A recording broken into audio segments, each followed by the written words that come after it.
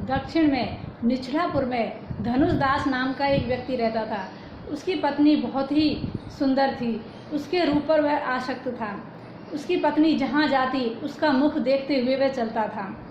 जब एक बार श्री रंगनाथ जी का उत्सव चल रहा था तो वह इसी प्रकार अपनी पत्नी का मुख देखते हुए गिरते पड़ते चल रहा था।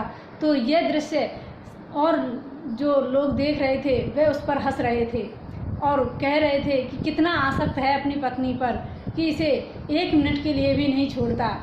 तो उसी समय श्री रामानुज आचार्य जी कावेरी नदी का स्नान करके लौट रहे थे। उनके साथ उनके शिष्य भी थे। जब यह घटना उनको बताई तब उन्होंने कहा कि इस व्यक्ति को मेरे पास बुलाकर लेकर आओ।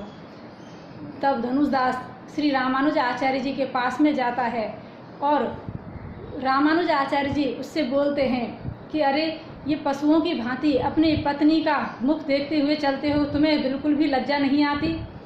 कहा कि मैं काम भावना से इसके आगे पीछे नहीं डोलता हूँ, मैं तो इसके रूप पर आसक्त हूँ, मैं इसे 1 मिनट भी देखे बिना नहीं रह सकता। तब श्री रामानुज आचार्य जी ने कहा कि मैं इससे भी सुंदर तुम्हें कुछ दिखा दूँ तो क्या तुम इसे देखना छोड़ दोगे। कहा कि हाँ, मैं इसे मन से ही भुला दूंगा, आप कृपा कीजिए। तब धनुषदास को मंदिर में ले गए और मंदिर में श्री रंगनाथ जी महाराज से प्रार्थना की और कहा कि इस विषय में पड़े हुए व्यक्ति को आप अपना रूप सौंदर्य दिखाइए ताकि ये इस प्रकार अपनी पत्नी के आगे पीछे न घुमा करे। तब तो उन स्वामी जी की बात को प्रभु ने सुना और उनके कहने पर उनको अपना रूप दिखाया और जैसे ही श्री रंगनाथ जी का वह रूप सौंदर्य देखा तो वह वहीं पर मूर्छित हो गया। तो ऐसी प्रभु की सुंदरता है।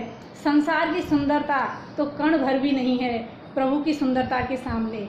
एक संत ही हैं जो हमें इन विषयों से छुड़ाकर प्रभु में लगाते हैं। देखिए, संत की कृपा से ही उसे प्रभु के दर्शन हुए और जब उसे दर्शन हुए तो वह श्री रामानुज आचार्य जी का अनन्य भक्त हो गया और प्रभु के रूप दर्शन में ही खोया रहता।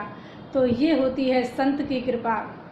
तो किसी भी विषयी व्यक्ति को वह प्रभु में लगा ही देते हैं। यदि संत की कृपा हो जाए तो हमें प्रभु दर्शन से कोई नहीं रोक सकता। जय श्री कृष्ण।